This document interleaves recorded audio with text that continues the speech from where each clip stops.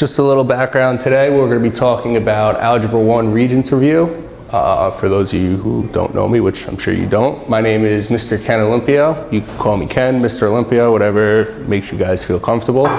Okay.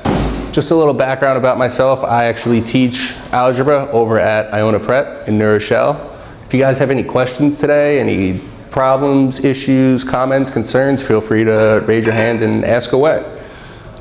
So today, a couple topics that we're going to be talking about are the Cartesian coordinate system and slopes, equations of lines, systems of linear equations and inequalities, quadratic equations and inequalities, functions, exponential functions, and measures of central tendency. So let's get started. So with the Cartesian coordinate system, okay, Cartesian plane is formed by a horizontal number line called the x-axis. So whenever we're dealing with any sort of graphs, we're always going to have an x-axis and a y-axis. Okay, our x-axis, as you can see right here, is going to be what our horizontal line is going to be, and our y-axis is going to be our vertical line. Now, this little special place right here in the middle, okay, is what we call the origin. The origin has coordinates of 0, 0, meaning my x value is going to be 0 and my y value is going to be 0. Now, when we're talking about graphs in the Cartesian coordinate system, okay, we like to break it up into 4 different quadrants. Okay, quadrant 1, 2, 3, and 4. The best way to remember this, that I feel is the best way to remember it, is if we're talking about Cartesian coordinate system, think of it as a C. So when you're making a C, okay, when you're drawing a C on your graph, you start over here in your first quadrant, which is the top right, and start coming down to your second, third, and fourth quadrant. Now, when we have any point or any ordered pair in our first quadrant, okay, our signs are both going to be positive, meaning our x value will be positive and our y value will be positive. If we have anything in our second quadrant, top left, okay, meaning our x value is going to be negative and our y value is going to be positive. If we have anything in our third quadrant in the bottom left, means both our x and y value are both going to be negatives. And if we have anything in our fourth quadrant in the bottom right, that means we're going to have one positive, meaning our x value is going to be positive and our y value is going to be negative. Okay? So each point in the Cartesian plane corresponds to an ordered pair, your x value and your y value. First, or x coordinate, is called the abscissa, and the second, or y coordinate, is called the ordinate. So the point 1, negative 2 has an x coordinate or abscissa of 2 and a y coordinate or ordinate of 3. So if I were to have the point 1, 2, what quadrant would that fall under? What do we think? First quadrant. So if we're at x value is 1, our y value is negative 2, that means we have to go down 2. So we're actually going to be in the fourth quadrant. Okay, be in the fourth quadrant. Now, when dealing with graphs, we're always going to see slopes. Always going to have slopes. Okay, so our slope is going to be represented by the letter m. Okay, and we're going to get a little into that a little later with slope-intercept form. Okay, so slope m is the ratio of the change in the vertical distance to the change in the horizontal distance. So there's 4 types of slopes. Okay, 4 types of slopes. Our first slope is going to be a positive slope. So whenever we're reading graphs, it's just like reading a book. Okay, you start from left to right, read it from left to right. So if we look at our first example over here, our first graph, and we read it from left to right, we notice that from left to right, it's going uphill, or it's going upwards. If anything's going uphill or upwards, that usually means it's going to be positive. Okay, so if I have an upward slope, that means we're going to have a positive slope, which means our m is going to be greater than 0. From left to right, if you see your arrow is going downhill or your line is going downhill, if anything's going downhill, it means it's going to be a negative slope. Okay, a negative slope, which means our m is going to be less than 0. And our third one, okay, and our third example here, when we just have a horizontal line, we're going to have a slope of 0. Okay, meaning it's not going up, it's not going down, it's just straight across, just like a plane. So our slope's going to be 0. Okay, m equals 0. Also, for a little future reference, okay, when we're dealing with a slope of equaling 0, or m equals 0, it's going to be represented with the equation of y equals a number. And we'll get into that a little bit. And our fourth graph is a vertical line. When we have a vertical line, that means our slope is undefined. No number, no anything, it's basically lost. It's an undefined slope. When we have an undefined slope, that means our x value, our x is going to equal a number. So if I were to write an equation for our graph here, it would be x equals -4, meaning it crosses the x-axis at -4. If I were to come up with an equation for our third graph here, it would be y equals 1, 2, 3, y equals 3, meaning it crosses my y-axis right at 3. Okay, any questions so far on anything? Have you guys learned some of this already? Very cool. So in the Cartesian coordinate plane, the slope of a line is the ratio of the change along the y-axis to change along the x-axis for any 2 points on the line or any segment. That is, m, your slope, equals the change in y over the change in x. That's what our little triangles are for. It means delta. So it's the change in y over the change in x in order to find your slope. So very important, the slope of the line that goes through the points, x1 and y1 and x2 and y2, is y2 minus y1 equals x2 minus x1. So if we're ever given in a problem or an equation where we don't know what our slope is, but we're able to find 2 points on our line, do y2 minus y1 over x2 minus x1 in order to find your slope. Now, we got a little question for you guys. So the question is, Joey enlarged a 3-inch by 5-inch photograph on a copy machine. He enlarged it 4 times. The table below shows the area of the photograph after each enlargement. So we see our enlargement goes from 0 to 4. Now our area in square inches goes from 15 to 36.6. The question we have here is, what is the average rate of change of the area from the original photograph to the 4th enlargement, to the nearest 10th? So what do we think? How would I set up this sort of problem? I'll give you guys about a minute or two to start working on this.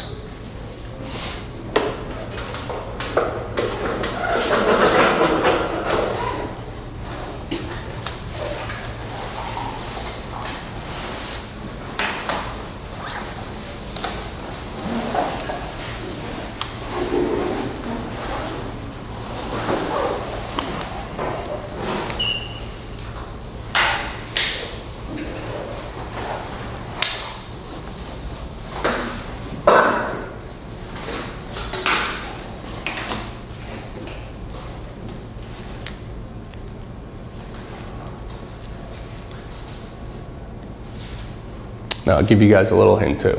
Our enlargement is going to be our x values, while the area, or the square in square inches, is going to be our y values. So let's think about that.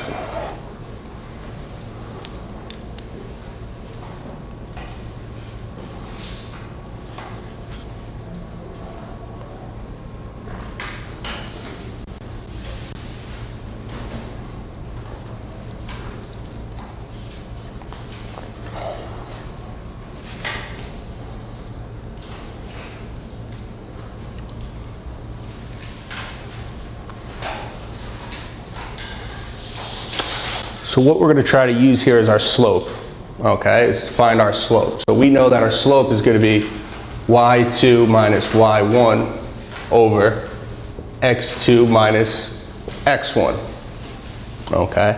So if we take our first group, our first ordered pair, we would have 0, there it is, 0, 15. 0 as my x value, 15 as my y value, okay? You can give me the answer, absolutely. What do you got? C. You say C? Okay, let's see if we're right. Let's see if you're on the right track. So then our second value would be 4 and 36.6. So we would have 4, 36.6. Okay, so what did you use in order to find C? How did you come up with C? 36.6 minus 15. Very good. And then 4 by 0, 4. I just divided 36.6 minus 15 over 4. Perfect. So you did the y2 minus y1 over x2 minus x1. So 36.6 minus 15 over 4 minus 0, right? So when you do 36.6 minus 15, what'd you come up with? 21.6 over 4 minus 0, right? So 21.6 over 4 got you the answer of 5.4. So our answer, okay, our answer for this one is choice C. Choice C. Okay? Any questions so far? Doing good? Cool. Okay. Now, let's talk about parallel and perpendicular lines. I can get the board to work.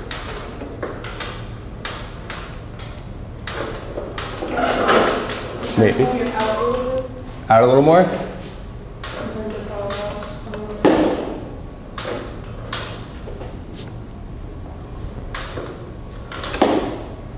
All right, we'll just use the board. That's fine. Okay. So, parallel and perpendicular lines. When we're dealing with parallel and perpendicular lines, we have to be careful of a couple things. First thing is, two lines are parallel if and only if they never, they lie in the same place and they do not intersect. So at any point on your graph, you can't have your two lines intersect in order for them to be parallel, okay? In order for two lines to be perpendicular, if and only if the two lines intersect to form a right angle. Now, when we're dealing with right angles, what kind of degree are we going to have for a right angle? 90 degree, right? 90 degree, very good. So, our slope of parallel lines are equal, meaning our M1, our slope of our first line, is going to be equal to our M2, which is our slope of the second line. For perpendicular lines, our M1, first slope, times our M2, our second slope, is going to equal -1. Or you could have your slope of your first line to equal -1 over your second slope, okay? Now let's say our problem is we're given a triangle A, B, and C, whose vertices are A is -5 and 4, B is -1 and 4, C is -5 and 0. Show that the line drawn from A to D, -3, 2, is the altitude of the triangle A, B, and C. So the first thing that we want to do, okay, the first thing we want to do is find the slope of A and D. So we know that our slope of our first line is going to be y2 minus y1 over x2 minus x1. So we're going to label that as y2 minus y1, x2, and x1. Okay? So when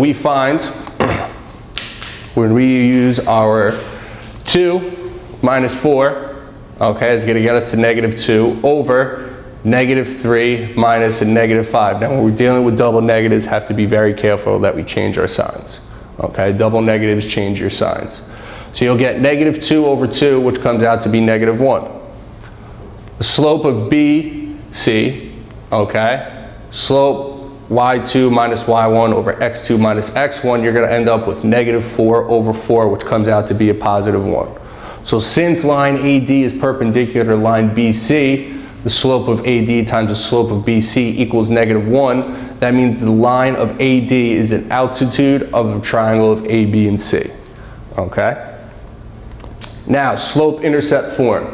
Slope-intercept form. Whenever we're dealing with slopes, we always want to work with slope-intercept form, meaning we're going to use y equals mx plus b, where once again we know that m is our slope and b is the y-intercept of the line. So, very important. So we know that m is our slope and b is our y-intercept. So if we know what y is, we know what m is and we know what b is, where do our x and y come from? What do we think? Where would my x and y come from? Yep. Well, it depends what the question is. So let's say you were given a graph and a point on your graph. Okay, where does my x and y value come from? The x and y coordinates? The x and y coordinates. So whatever point we have on our graph, okay, whatever point we have on our graph, that's our x value, that's our y value. our slope is m, and our y-intercept is b. It's very, very important. I tell my kids this all the time. Very important that we know every little bit of information about slope-intercept form, where all of our information comes from, okay? So problem 1 says, find the slope and y-intercept for the linear equation 3x minus 2y equals 7, okay? So the first thing that you want to do when we're dealing with slope-intercept form is keep it in slope-intercept form. So keep it, or try to have it written or formatted as y equals mx plus b. So if I have 3x minus 2y equals 7, how would I get this in y equals mx plus b form? First you want to do is subtract 3x on both sides, okay? Once you subtract 3x on both sides, you'd be left with a negative 2y equals negative 3x plus 7. Now, very important, if you divide both sides by negative 1, all your signs are going to change. So you'd be left with 2y to equal 3x minus 7. Last step to do to get y by itself is divide everything by 2. You'd be left with y equals 3 over 2x minus 7 over 2. Okay? 3 over 2x minus 7 over 2. Okay? Now, the slope, your slope is going to be 3 over 2, and your y-intercept is going to be negative 7 over 2. We know this because we already stated that our m is our slope. So once we have it in y equals mx plus b form, here's my m, 7 over 2, here's my b. Okay? So that's how you know how to find your slope and y-intercept. So problem 2 says, write the equation of a line whose slope is 2 and y-intercept is negative 1. Well, what we're going to do is we're going to substitute the values into y equals mx plus b. So we have y equals 2x minus 1. So what we end up doing is having 2x minus y minus 1 equals 0 is the required equation. That's what we want to end up with. That's what we want to have.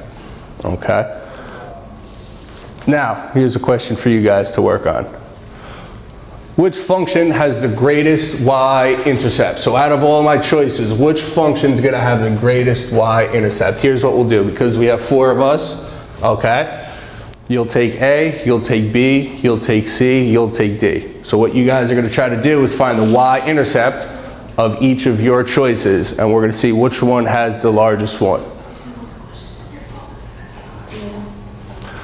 Say this is one of the questions in this book.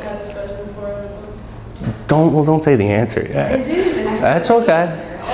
You already know the answer? It's no fun when everybody just knows. All these questions on practice reading. Oh, don't tell me that. You make me feel bad about myself now. Just this one. There's a lot of questions. Okay, just bear with me then at this point. I've done the last one as well. Oh my goodness, you know, okay, unbelievable. Did all of them. So let's do this, okay, let's do this. So what's my y-intercept? What's my y-intercept for letter A? What do we come up with?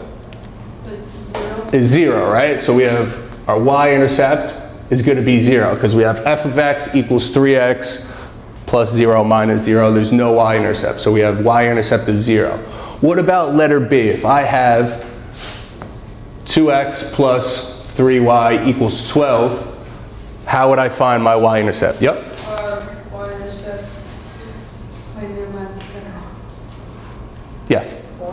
Okay, so if we subtract 2x on both sides, good, we're left with 3y equals negative 2x plus 12.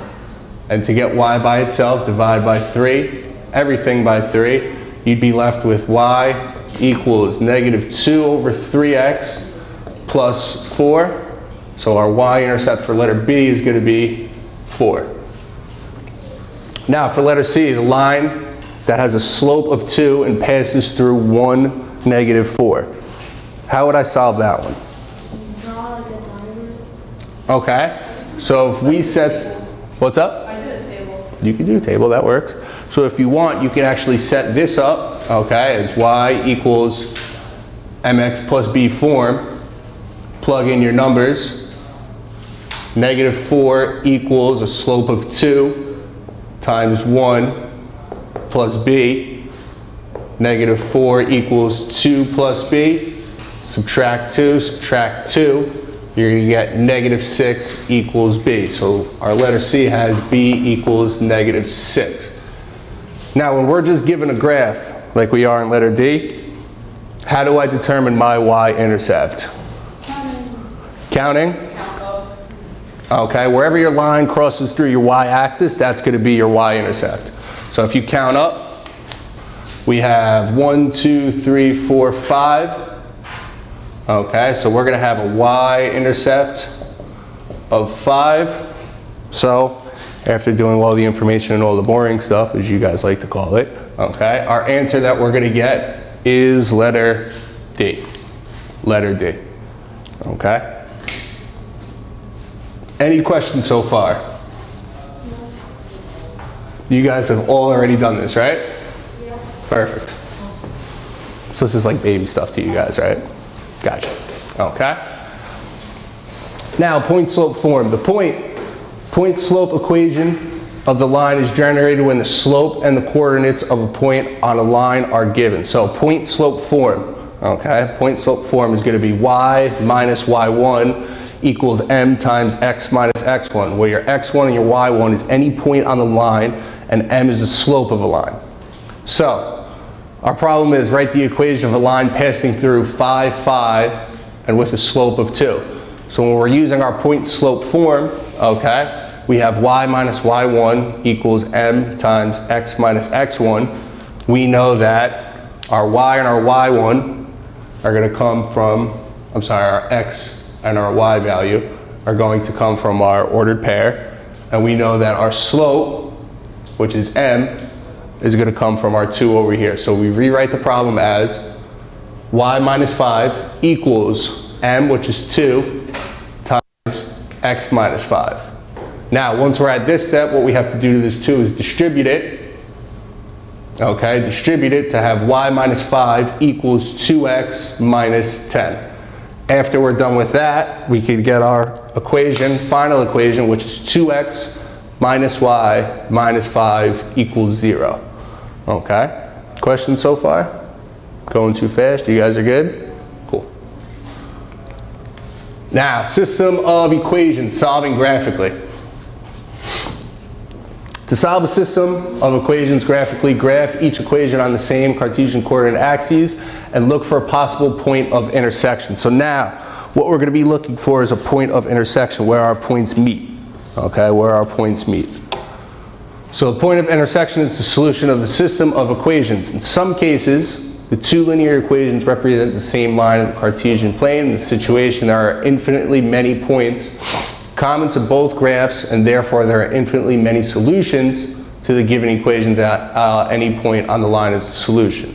Some cases, two linear equations do not intersect the Cartesian plane, but are parallel. Since there's no point common to both lines, simultaneous equations have no solution. So if we have parallel lines, as we stated before, our parallel lines are never going to cross each other. So they're not going to have any point of intersection. So if that's the case, okay, if that's the case, we're going to have no solution. All right, no solution. So here's a little video I got for you guys. In this media, we're going to learn about two-point form.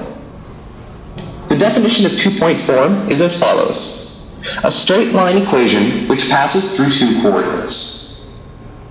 The general way to write two-point form is x minus x1 over x2 minus x1 equals y minus y1 over y2 minus y1. The two-point form is derived from the point-slope form. Y minus y1 equals m times x minus x1, where m is the slope. In the above equation, slope m equals delta y over delta x, where delta y is the difference in y value and delta x is the difference in x value. So, delta y equals y minus y1, and delta x equals x minus x1. Therefore, we get m equals y minus y1 over x minus x1. So, the two-point form is as follows. Let's look at an example. Consider two 3, and 3, 1. Now, we take x1 and y1 as 2, 3, and x2, y2 as 3, 1. By substituting the coordinate values in the general form of 2.4, we get x minus 2 over 3 minus 2 equals y minus 3 over 1 minus 3. By solving the above step, we get negative 2 times x minus 2 equals 1 times quantity y minus 3. Again, solving the previous line, we get negative 2x plus 4 equals y minus 3. So, we get 2x plus y minus 7 equals 0. Therefore, we've just solved for the two given coordinates. And now you've learned about 2.4. Well, it's a good thing you guys already knew about 2.4, right? Now, nope, once is more than enough. Okay. Now, our example we have here, it says solve graphically. It's kind of hard to see up there, so I'll rewrite this. So it should say our two equations that we have are 5x plus y equals 9. And our second equation we have is x plus y equals 1. Now, if we're going to solve graphically, here's one way we go about this, okay? Well, the first thing that we want to do is we want to get this written as y equals mx plus b form. So if we're going to get this as y equals mx plus b form, you want to subtract 5x, okay, on both sides of your equation, so you'd be left with now y equals negative 5x plus 9. And your bottom equation, x plus y equals 1, what you want to do as well is subtract x on both sides to be left with y equals negative x plus 1. Okay? Now, once you graph both these lines, okay, what I usually tell my students is start from the y-intercept. Okay? So we're going to start graphing our first line on the y-intercept of 9. So you're going to go up to number 9, okay, on your y-axis. Start with your point there. Your slope should always be graphed as a fraction. Meaning if we have negative 5, okay, if we put that into fraction form, it should be negative 5 over 1. Meaning go down 5 to the right 1. Plot our first line. Down 5, 1, 2, 3, 4, 5 to the right 1. Down 5, 1, 2, 3, 4, 5 to the right 1. And connect our line. For our second equation, start with our y-intercept of 1. So our line's going to cross our y-axis at 1. And if we have negative x, meaning negative 1x, if we were to put that in fraction form, should be negative 1 over 1. So we're going to down 1 over 1, down 1 over 1, down 1 over 1, so on and so forth, connect our lines. We notice that our point, okay, our point of intersection is going to be at 2, negative 1. Now, the way to check your answer is plug in your values.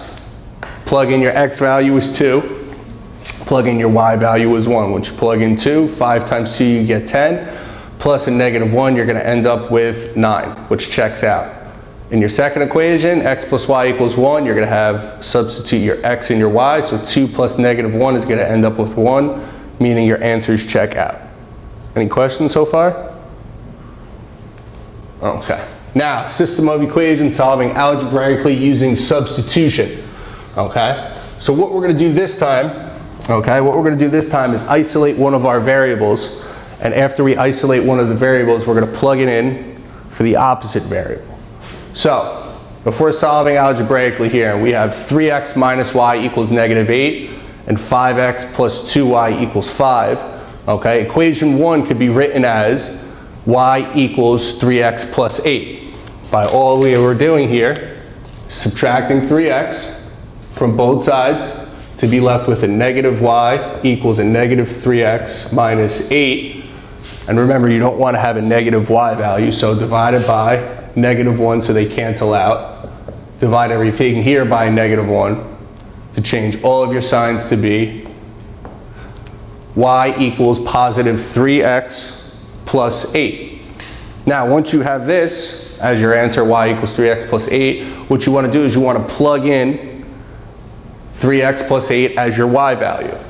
So substituting y equals 3x plus 8 into equation 2, what we're going to have was 5x plus 2y equals 5. But instead of this having equal as y, we're going to plug in 3x plus 8.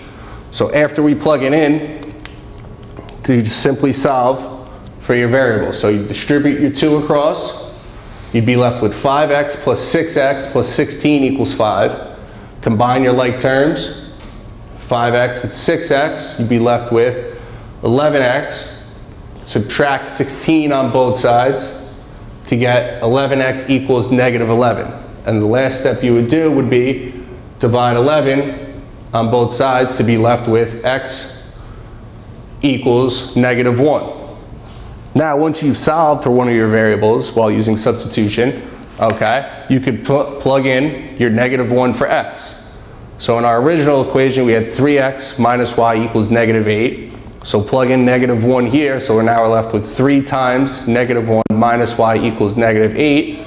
We'd get negative 3 minus y equals negative 8. Solve for y, we end up getting y to equal 5. So our solution is going to be x equals negative 1 and y equals positive 5 by simply using our substitution method.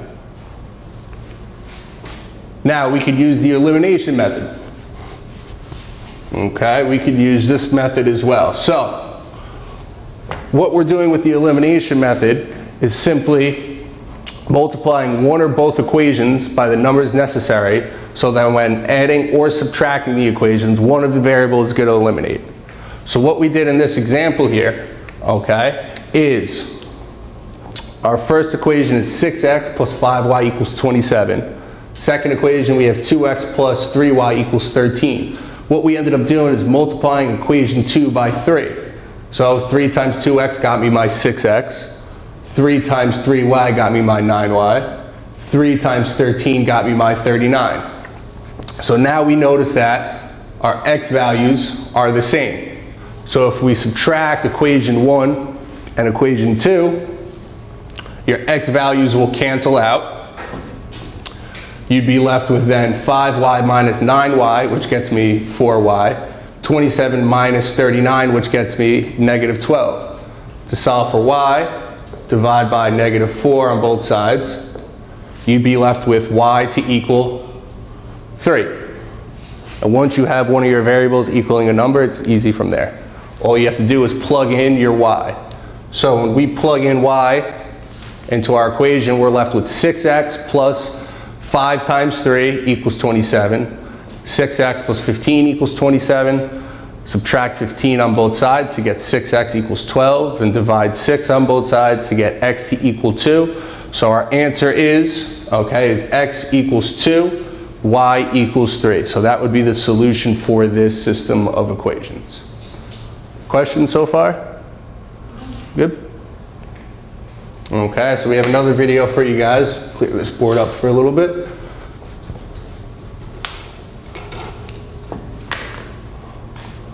A passenger jet took 3 hours to fly 1,800 miles in the direction of the jet stream. The return trip against the jet stream took 4 hours. What was the jet speed in still air and the jet stream speed? In this problem, the distance traveled by the jet with the jet stream is given.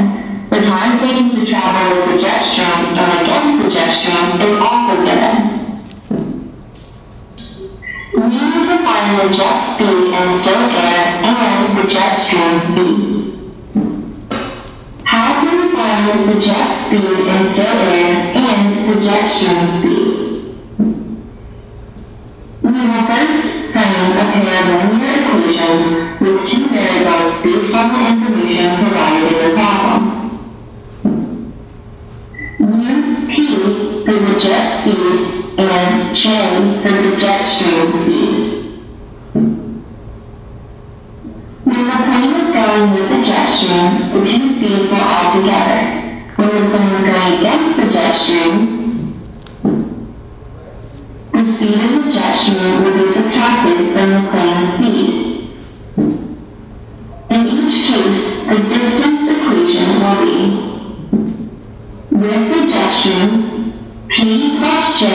times the 3 equals 1800. Against the jet stream, P minus J times the 4 equals 1800, since distance equals speed times time taken. Notice that if we divide by 3 and 4, the limit system was already set for solving. P plus J equals 600. And P minus J equals 450. Then, by adding down, 2P equals 1050, so P equals 525, and J must be 75. The jet speed is 525 miles per hour, and the jet stream speed is 75 miles per hour.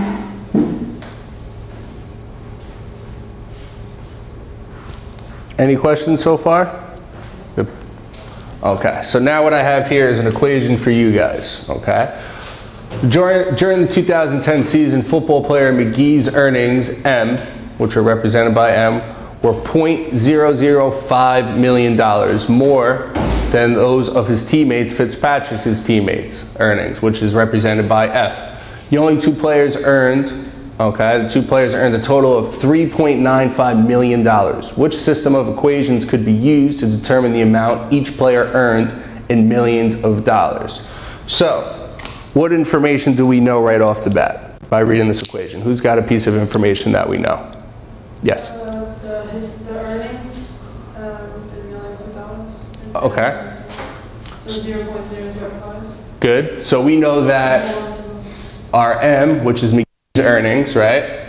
McGee's earnings were $0.005 million more than those of his teammate, okay? Fitzpatrick's earnings, which is represented by F. So when I see anything that's written as, this is basic writing algebra equations, okay? With the keyword more than, what does that usually mean? If something is more than something else, you're usually, what do we say? Adding, right? So, McGee's earnings M, okay, were .005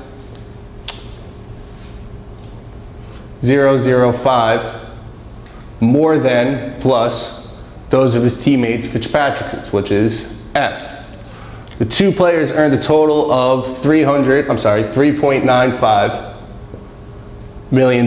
Which system of equations could be used to determine the amount of each player earned in millions of dollars? So the two players earned a total, okay? A total of $3.95 million. When we use the word total, that usually means equals. So we're going to have 3.95 equals M plus F. Okay? So our answer for this one's going to be choice D. Okay, choice D. Was this one in your review test or your practice test too? This is a new one? Make sure you remember this one. Okay, so your correct answer here is D. Correct answer here is D.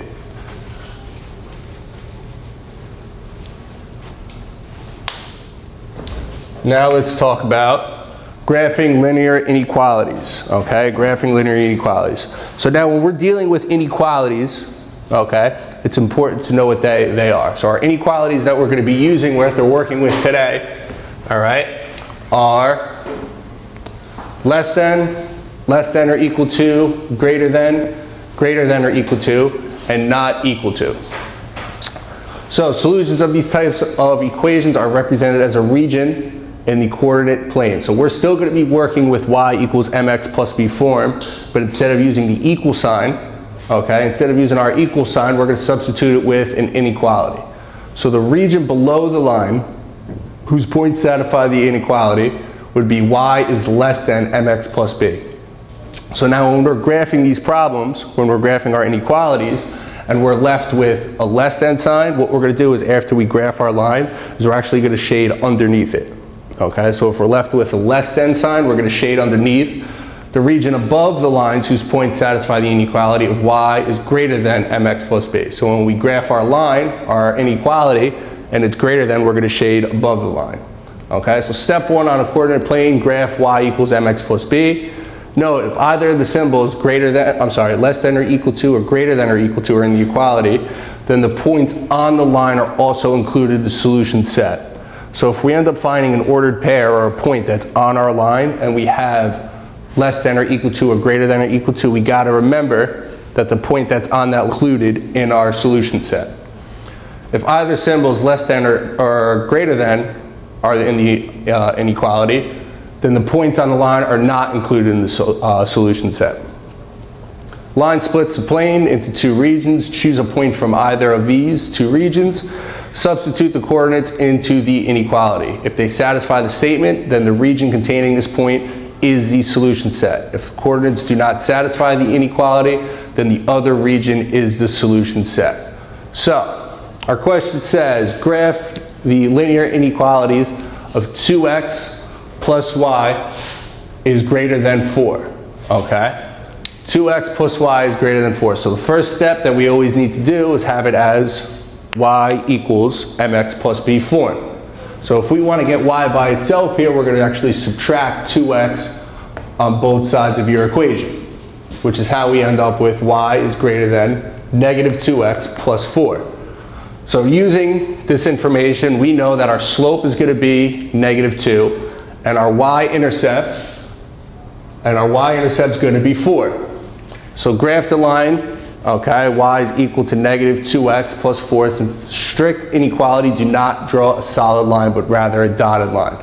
So when we see, okay, it's just greater than or equal to, or less than or equal to, when we graph our line, we're actually just going to use a dotted line.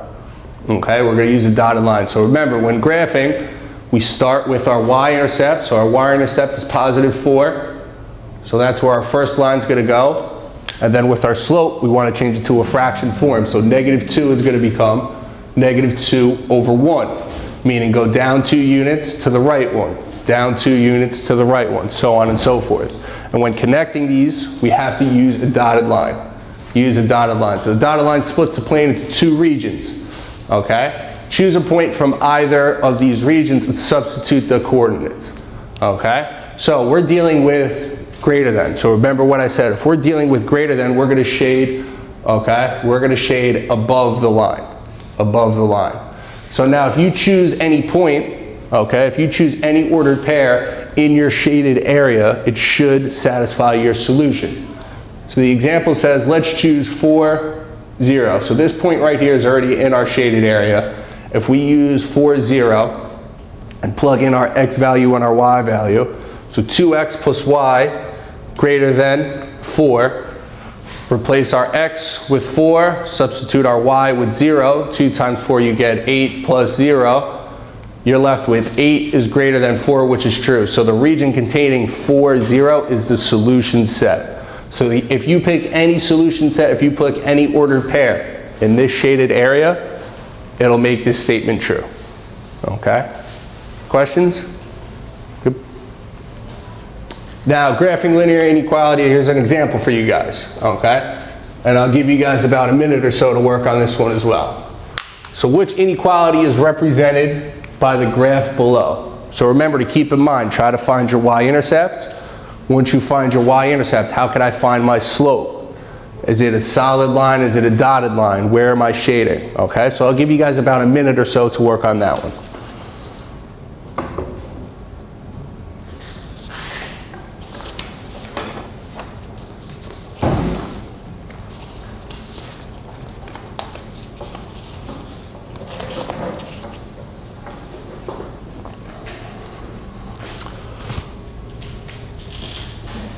So let's start off by discussing what is our y-intercept.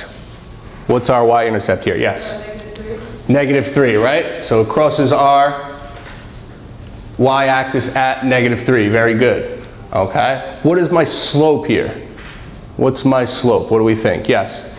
2, right? It's going up 2 to the right 1, up 2 to the right 1. So we have a y-intercept of negative 3 and a slope of 2. So we have a straight solid line. So if I have a solid line, which inequality should I be thinking of?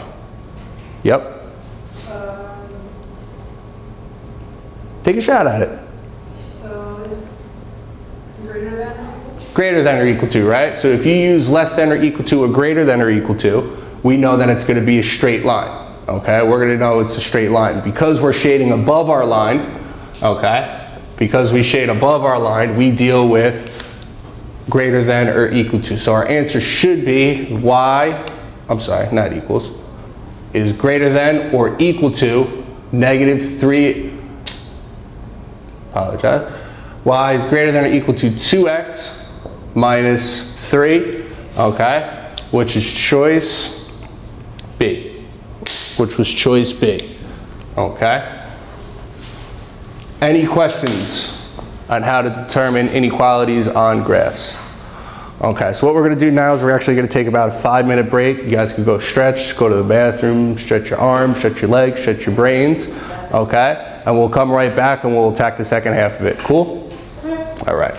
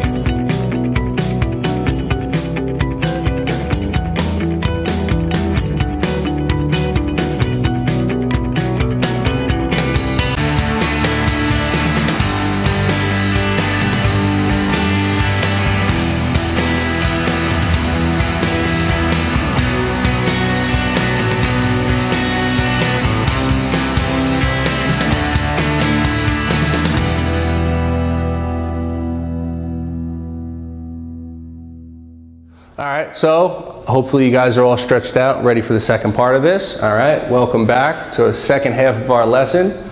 So we're going to start talking about solving systems of linear inequalities graphically. So to solve a system of linear inequalities graphically, we need to graph each inequality on the coordinate plane and look for the region where the solution sets overlap. Okay, so now we're going to kick it up a notch and we're going to start graphing with 2 lines. Okay, graph 2 equations on the same graph. All right. So our question here is, we have 2x minus y, which is greater than negative 1, and x plus y is less than or equal to 5. Good? Okay, so x plus y is less than or equal to 5. All right, so remember, when we're dealing with any sort of graphs, inequalities, equations, okay, what we want to write it as is y equals mx plus b form.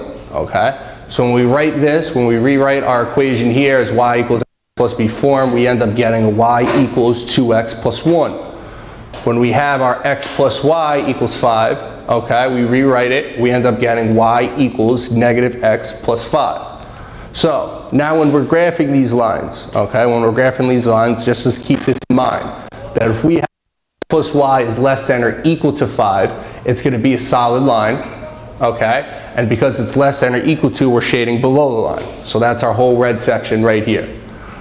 For our second equation, we have 2x minus y is greater than minus 1, or negative 1. Now, keep in mind, because it's just less than, we're going to use a dotted line, and also using less than, we're going to shade underneath, I'm sorry, because it's greater than, we're going to shade, oh, I apologize.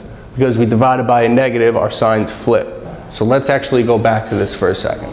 So if we have, okay, if we have 2x minus y less than negative 1, and we subtract our 2x from both sides, we're left with a negative y is greater than negative 2x minus 1. We don't want to deal with a negative y.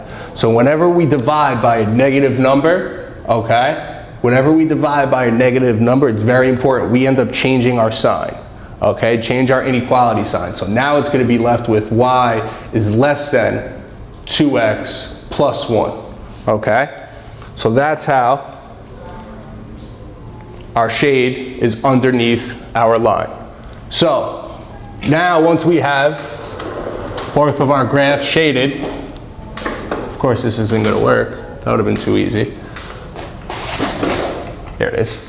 Because we shaded both areas, okay, we notice that in most of our fourth quadrant, okay, we have shaded from our first inequality and our second inequality. So any point in this double shaded area would satisfy our solution, okay?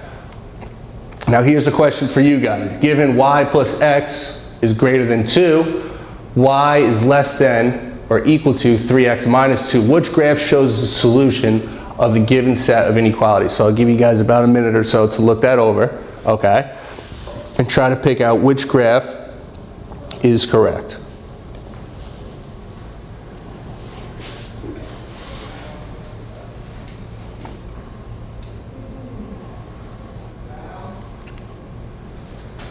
Just keep in mind, remember, if we're dealing with greater than or less than, it's going to be a dotted line. If we're dealing with less than or equal to or greater than or equal to, we're dealing with solid lines, okay?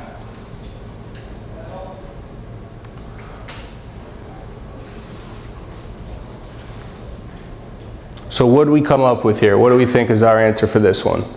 What do we got? Well, we know for our second inequality, y is less than or equal to 3x minus 2, our y-intercept is going to be a negative 2, okay? So any graph, okay, any graph that has a y-intercept of negative 2 and a straight line, okay, is still an option for us. So we have a straight line, negative 2, straight line, negative 2, straight line, negative 2, straight line, negative 2, okay? Now, we know that our first inequality is just greater than. So one of our lines has to be dotted. So we can automatically eliminate option A and option C. So now when we have y plus x is greater than 2, if you subtract x on both sides, you'd be left with y is greater than negative x plus 2. So our y-intercept for our first inequality is going to be positive 2, which it is in B and D.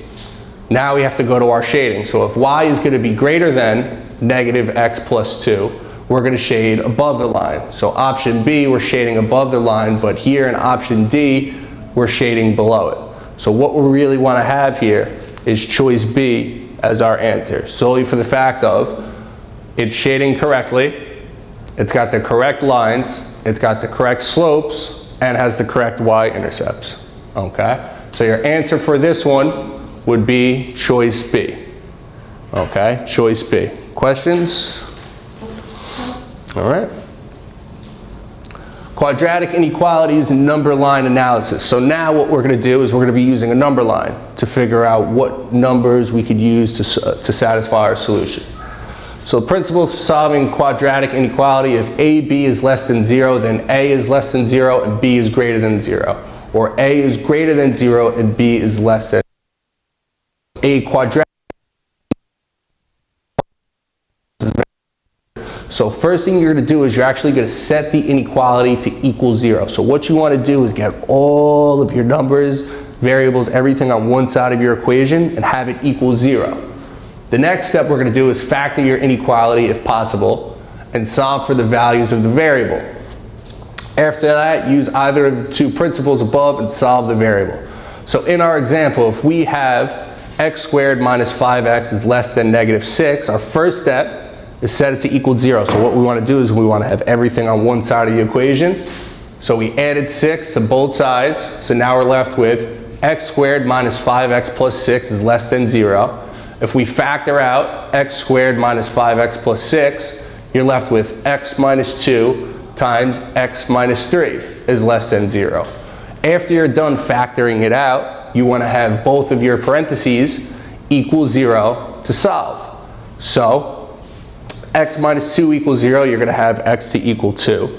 For x minus 3 to equal 0, you're going to have x to equal 3. So x minus 2 is less than 0, x minus 3 is greater than 0, or x is less than 2 and x is greater than 3. So here's the intersection, okay? The intersection here is empty.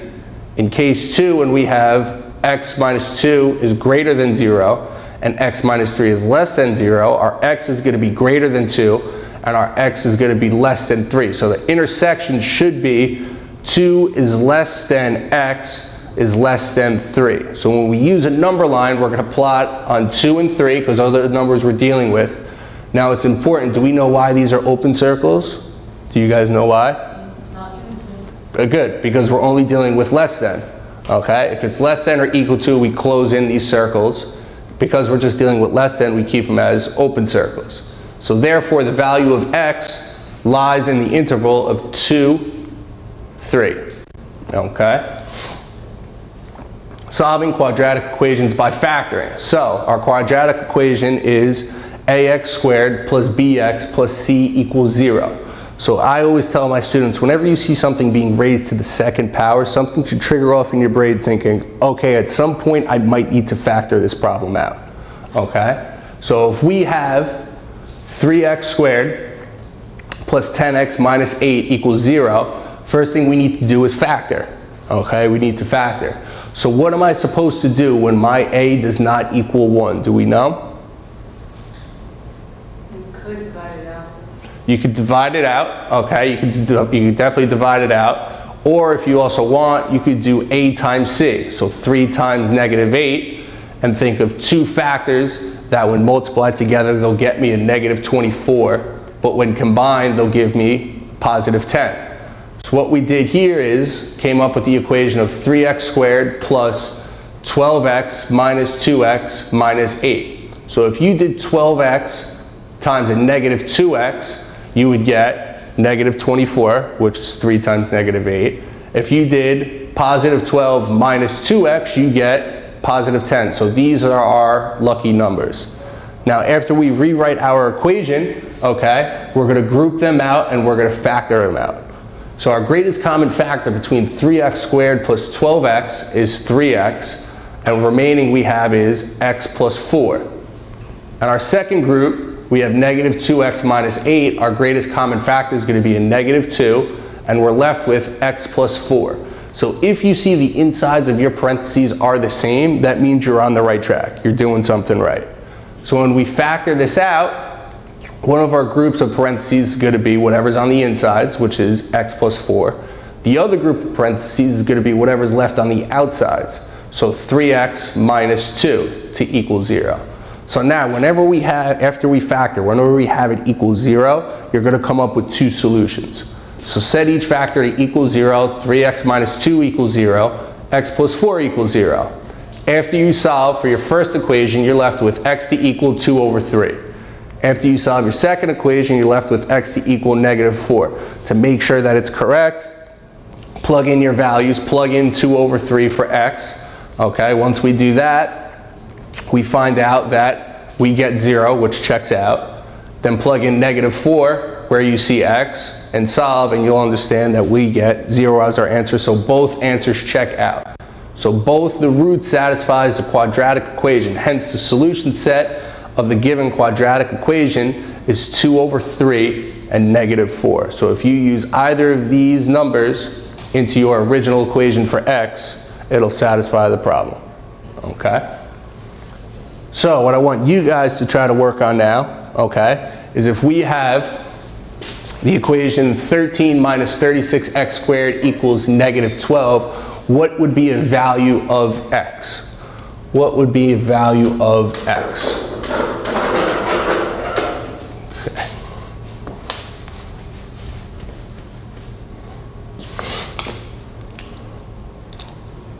So let's actually work on this together. So what should be my first step? If I have 13 minus 36x squared equals negative 12, what should I do first? Alex, what do you think? What should I do first here? Well, you move the negative 12 over, so... Very good. On both sides. Very good. So you're going to add 12 to both sides, right? Because you want it to equal 0. So now you're left with 25 minus 36x squared equals 0. Now, is there a way that I could rewrite this equation to have my 36x as a positive? What do we think? You could factor it, okay? You could definitely factor it. Or if you want, you could actually rewrite this equation, okay? You could definitely rewrite your equation. You could put it as 36x squared minus 25 to equal 0. Okay, so now when you factor it, here's where this can get tricky.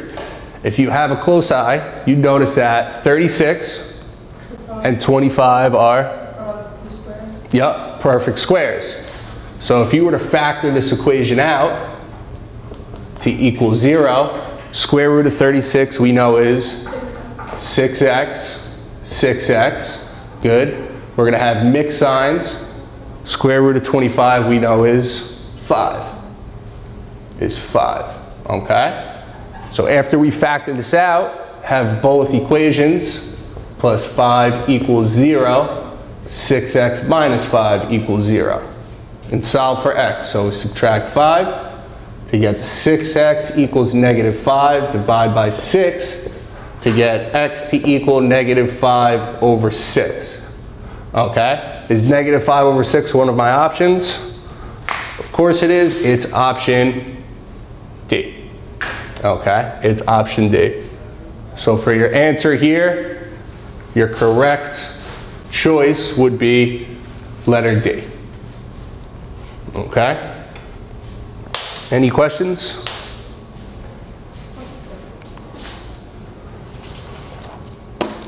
Now, graphing a quadratic function, okay? The graph of the quadratic function is a figure called a parabola. You guys have seen parabolas before, correct? Cool. So axis of symmetry and vertex of quadratic function. So the equation that we're going to use, okay, the equation for the axis of symmetry is going to be x equals negative b over 2a. Now, we can't confuse this. This negative b does not mean your y-intercept anymore, because we're dealing with factoring. So this negative b and this a comes from our original problem of ax squared plus bx minus c, okay? So since the vertex of the parabola lies on the axis of symmetry, which is x equals negative b over 2a, also represents the x-coordinate of the vertex. The y-coordinate of the vertex could be found by substituting x equals negative b over 2a in the equation of the parabola. So the problem we have here says, graph the quadratic function whose equation is y equals x squared plus 2x plus 1. Find the equation, okay, what you want to do first is find the equation of the axis of symmetry and the vertex. So here we have our a, our b, and our c. So our a value here is actually going to be 1. It's represented as 1x squared. Our b value here is going to be 2. Okay, so plug in 1 for a, plug in 2 for b, you're left with x to equal negative b, or negative 2 over 2 times a, or 2 times 1, which is 2. So we'd be left with x equals negative 1. So to find the vertex, y equals negative 1 squared plus 2 times negative 1 plus 1, okay? Multiply, raise everything to your exponents, to your powers, you're going to get y to equal 0. So the vertex you're going to have is negative 1, 0. So once we find our axis of symmetry, all we have to do is plug in our x value in order to find our y value. Okay? Now, we can construct a table of values using symmetric points around the vertex. Okay? So if we started off with negative 1, 0, okay? What happens when our x equals 0, or our x equals 1, or negative 2 and negative 3? Well, if you plug in your x values to your original equation, when x is negative 3, your y is going to equal 4. When x equals negative 2, your y is going to equal 1. We already know that when x is negative 1, it equals 0, so on and so forth. So once you have all of your information in your table, okay, you can now plot those lines. You can now plot those points and create your parabola.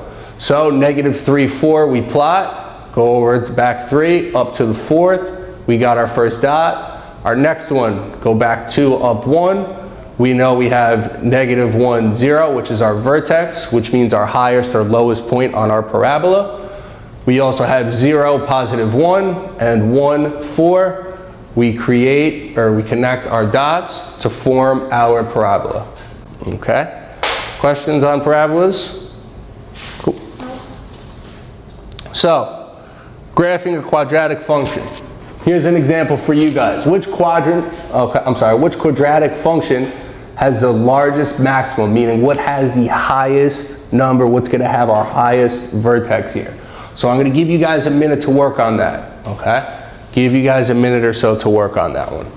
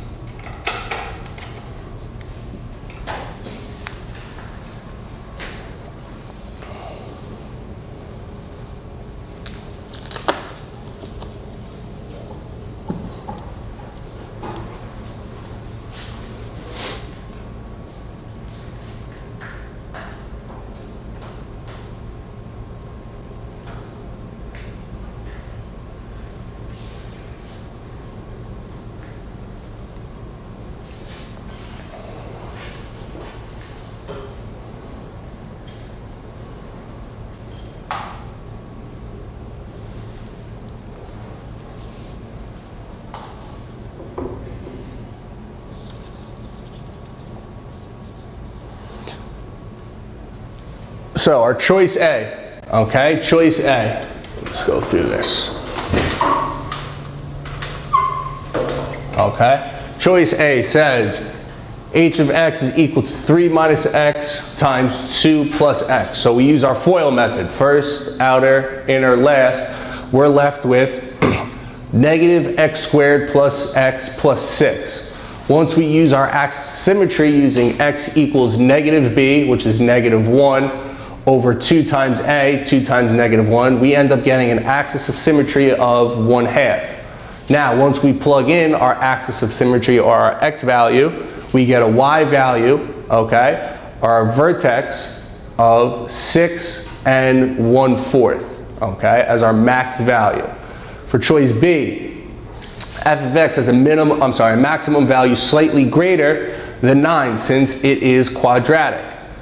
For choice C, k of x equals negative 5x squared minus 12x plus 4. So once again, our axis of symmetry, we use negative b, which is double negative, so a positive 12, over 2 times negative 5, so 12 over negative 10 is going to leave me with a negative 6 over 5. Okay?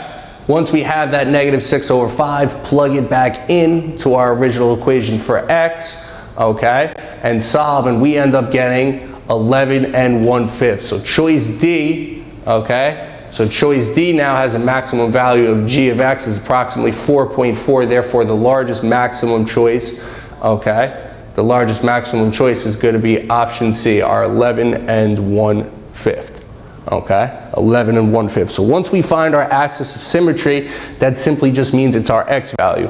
Plug it back into the original equation to solve for y to find your vertex. Okay, good. Solving quadratic equation by graphing. So if we get an equation that says x squared plus x minus 6 and it says solve graphically. So we understand that we have to do our axis of symmetry, okay, to get our x value. So x equals negative 1, negative b, over 2 times a, 2 times 1, we get x to equal negative 0.5. To find the vertex, plug in our negative 5 or negative 1/2 and we get y to equal 6.25. So our vertex is going to be negative 0.5 and negative 6.25. So the table points are symmetric about the vertex. Here is our table that we're going to use. So when negative 3 equals x, we have 0. Negative 2 equals x, our y is going to equal negative 4, so on and so forth. So now when we graph these plots on our graph, plot negative 3, 0, negative 2, negative 4, negative 1, negative 6, 0, negative 6, 1, negative 4, and 2, 0, we get a parabola that looks like our example here.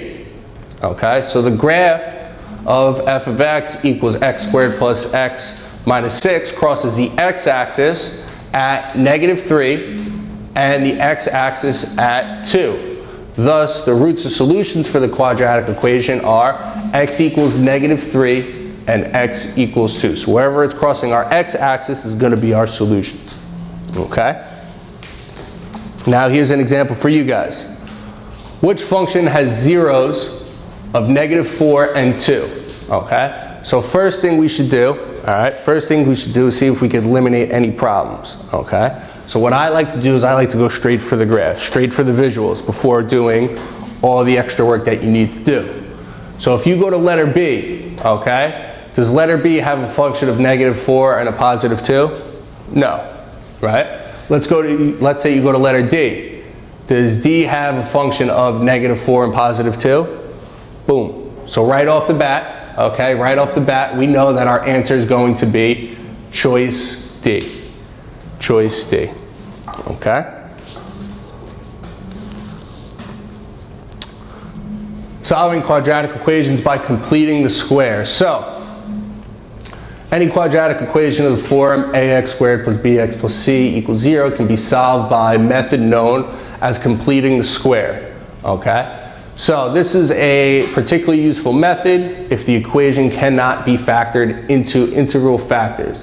It is also quite simple if the leading coefficient of the quadratic equation is 1. So now we're going to have examples where my a equals 1.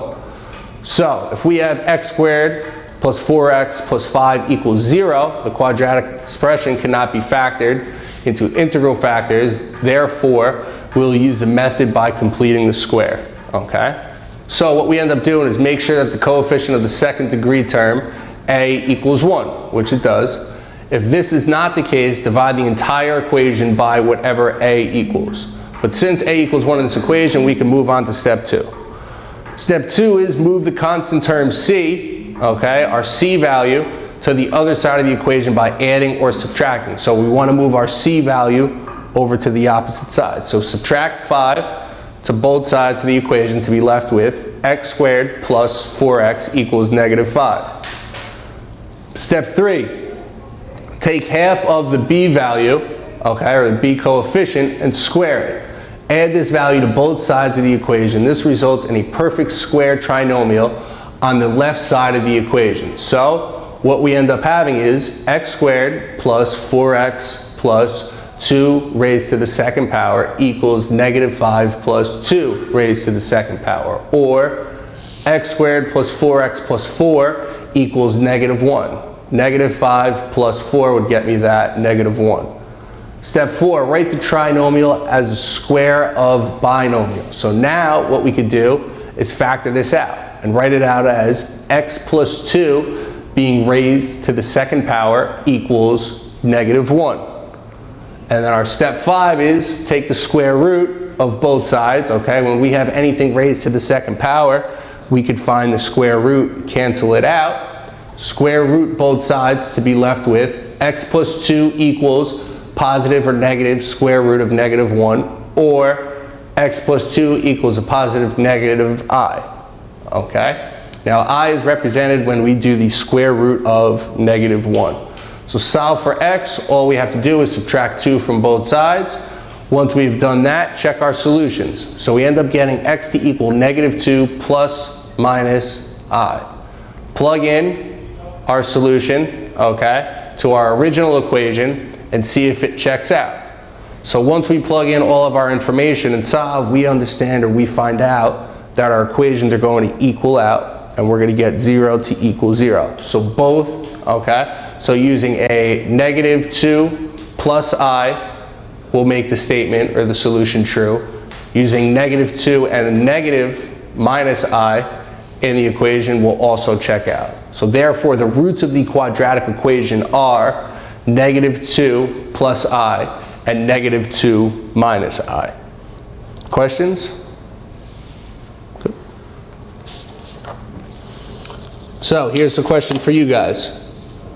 When directed to solve a quadratic equation by completing the square, Sam arrived at the equation x minus 5 over 2 being raised to the second power equals 13 over 4.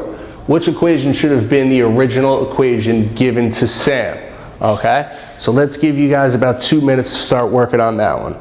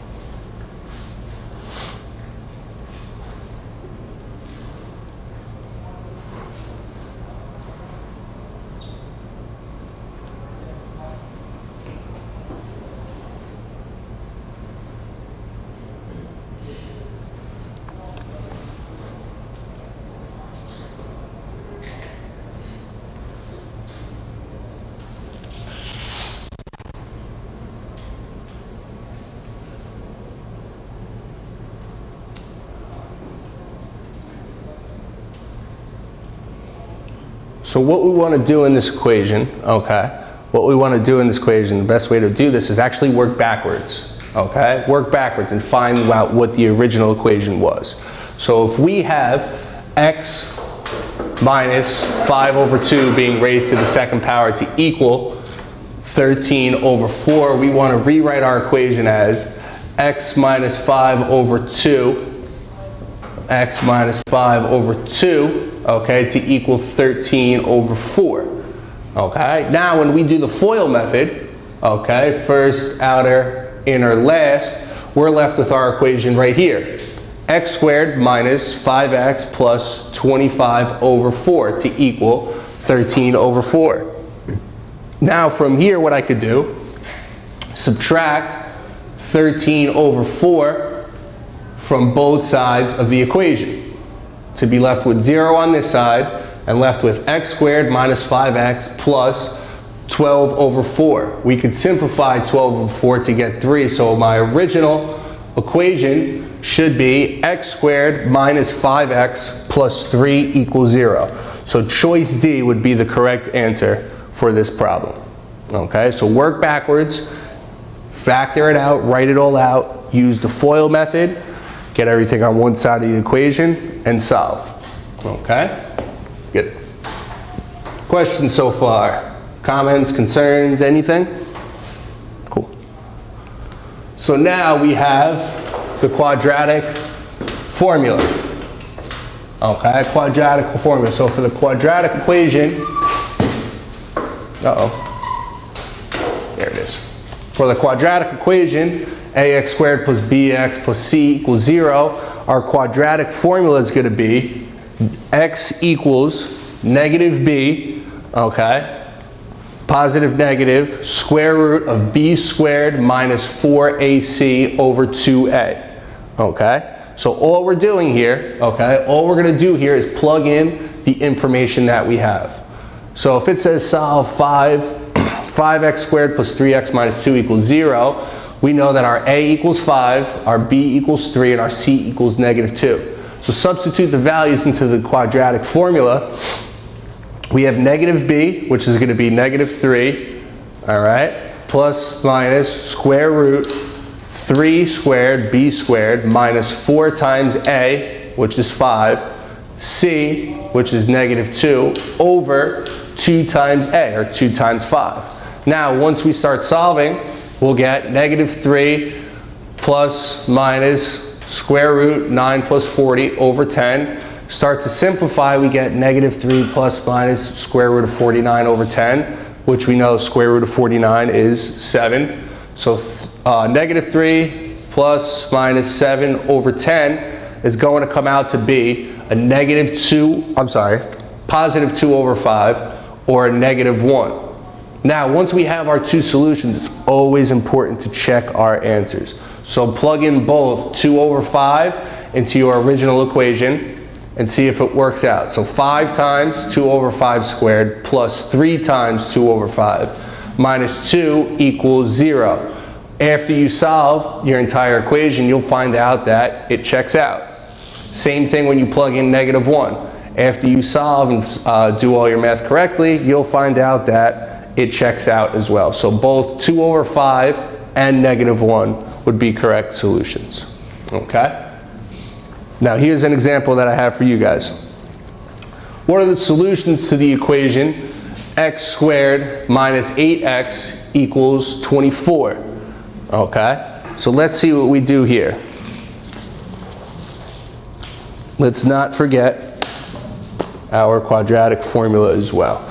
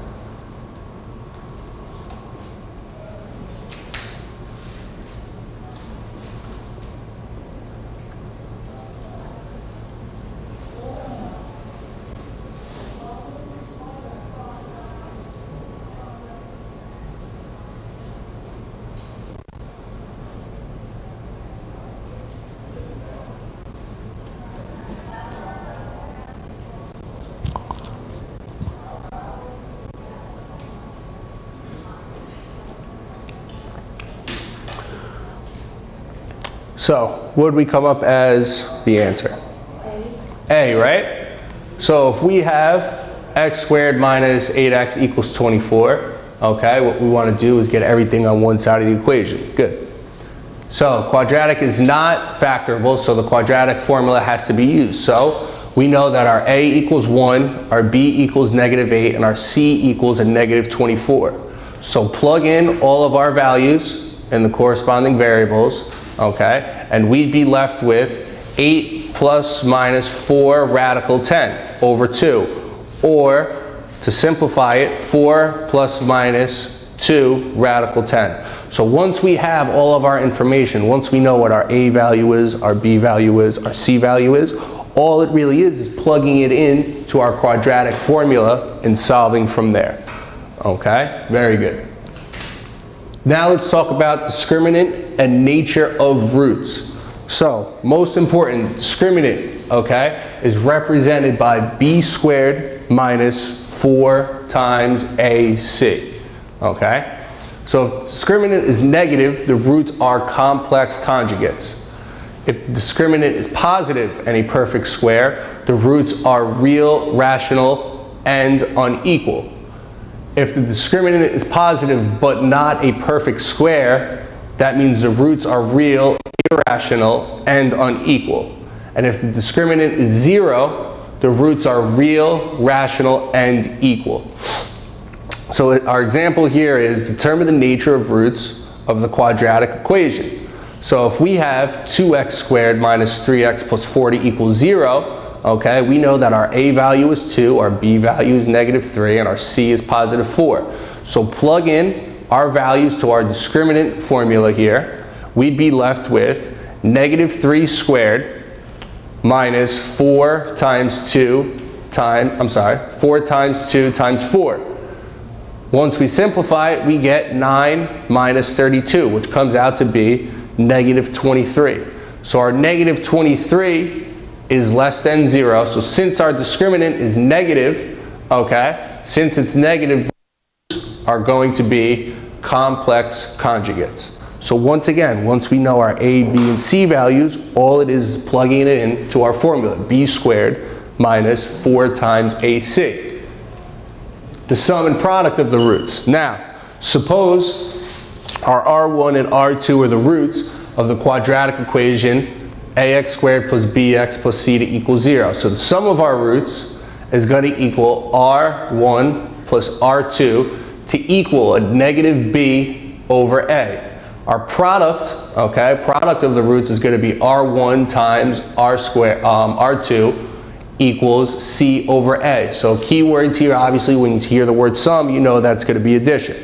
When we see the word product, we know that means multiplication. So given the quadratic equation 4x squared minus 3x plus 4 equals 0, find the sum and product of its roots without solving the equation.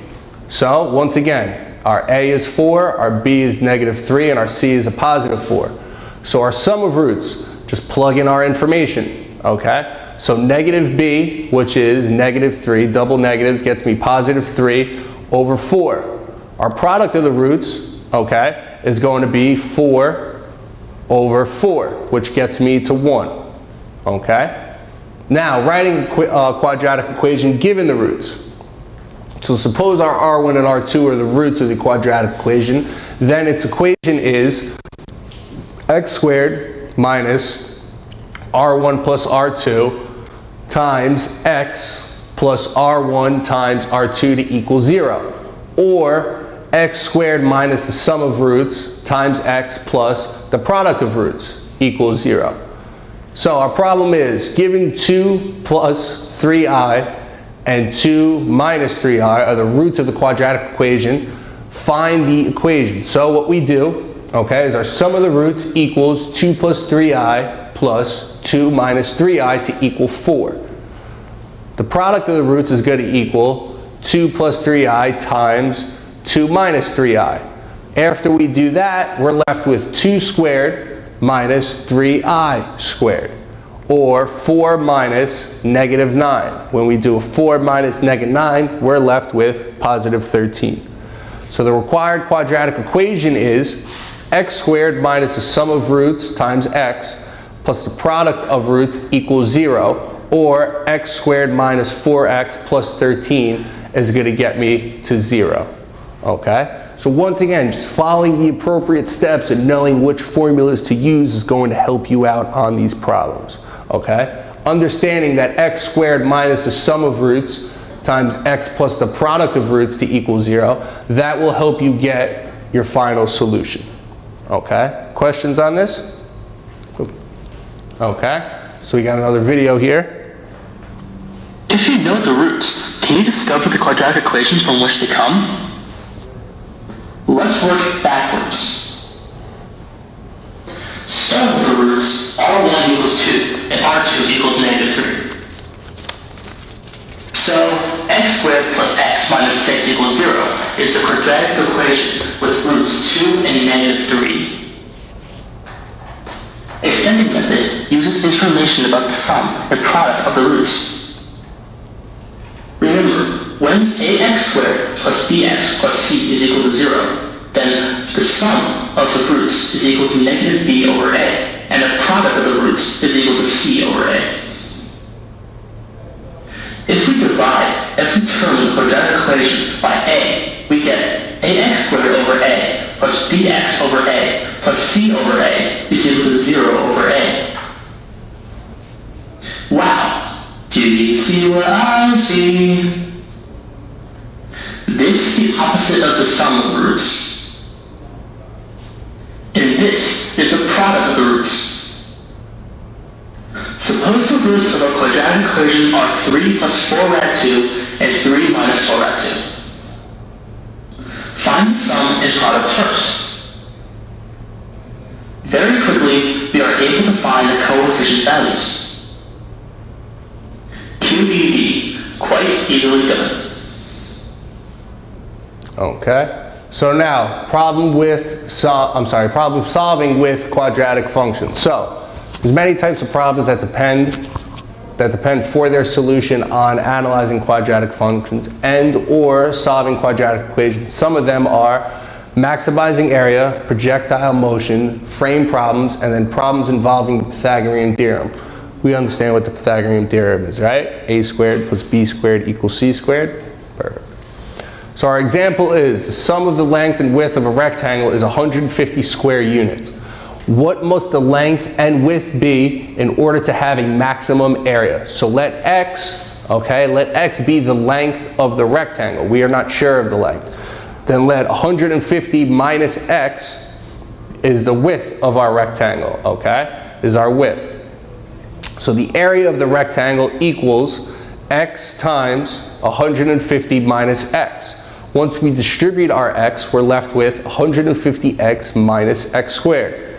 In standard form, this is equivalent to the parabolic function of y equals negative x squared plus 150x. So all we did from here to this equation is simply rewrite the equation as negative x squared plus 150x. The leading coefficient of the quadratic function is negative, and hence this parabola opens downward and the vertex represented the maximum point of the parabola. We know that the vertex of the parabola is going to be x equals negative b over 2a. So here, a equals negative 1 and b equals 150. Thus, the abscissa of the vertex of the quadratic function, y equals negative x squared plus 150x, is negative 150 over negative 2 to equal 75. So the maximum area occurs when the length is 75 units. So negative 150 over negative 2 is going to get me to my 75 units. Now by substituting in the expression for the width, we find that the width of the rectangle is 150 minus 75 units, which is going to get me back to my 75 units. Thus we see that the area of the rectangular region is a maximum when the figure is actually a square. So here's a problem for you guys. The question is, the height of a rocket at selected times is shown in the table below. Based on these data, which statement is not a valid conclusion? Which statement is not a valid conclusion? So, if we have A, which is our choice was t equals 0, h equals 180, that's not what our question is asking for. So our rocket was launched at a height of 180 feet. We end up getting t to equal 0, h to equal 180. For letter B, maximum height of 324 occurred at t, which equals 3 seconds. So the maximum height of the rocket occurred 3 seconds after the launch. Well, that's not true, We don't need that. Letter C, the rocket was in the air approximately 6 seconds, before hitting the ground. So, at 7 seconds, the rocket was still at a height of 68. So, by looking at our data, we know that the rocket was launched at a height of 180 feet. We know that. We know that the maximum height of the rocket occurred at 3 seconds after launch. For letter C, the rocket was in air approximately 6 seconds before hitting the ground. We know that's not true because we have data to prove that it reached 68 feet at 7 seconds in the air. And choice D says the rocket was above 300 feet for approximately 2 seconds. So here we notice at second 2 it's over 300, second 3 it's over 300, second 4 it's over 300. So we know D is true as well. So our answer here is going to be C. C is our false statement. Now, solving a quadratic linear system graphically. Solve the following quadratic linear system graphically. So we have y to equal x squared minus 3 and y to equal 2x minus 3. So our table of values for y equals x squared minus 3 is shown below. The set of coordinates satisfying the quadratic equation are negative 3, 6, negative 2, 1, negative 1, negative 2, 0, negative 3, so on and so forth. So once we plot these points, we get our parabola. We got our parabola of y equals x squared minus 3. Now for our table values of 2x minus 3, okay, we find our table and all of our data here. Now when we plot these points, okay, on the same plane, we get a straight line. We notice a straight line going through our parabola. So the parabola and the straight line intersect at 0, -3, and at 2, +1. Therefore, the solution set for the system is 0, -3, and 2, +1. So once we find where our point or our line is intersecting with our parabola, what we want to do is plug in our x value and our y value and see if it checks out. So once we plug in x for 0 and y for -3, we find out that -3 does equal -3, so it checks out. For our second solution, we have 2, +1. Plug it in, and we understand and we find out after we solve that 1 equals 1. So both solutions do check out. So our points of intersection, at our points of intersection is where our solutions are going to be when having a straight line cutting through our parabola. Okay? So now, if we're going to solve this algebraically, we have y to equal x squared minus x plus 2 and y to equal x plus 5. So set the two expressions for y equal to each other. So if you set up as x squared minus x plus 2 to equal x plus 5, okay, what we want to do, like I said, when we start seeing anything being raised to the second power, something should click off in your head, okay, I might have to factor this out. Get it all on one side of the equation and have it equal 0. So we subtracted x on both sides to get x squared minus 2x, and we subtracted 5 on both sides to get -3 or -3 to equal 0.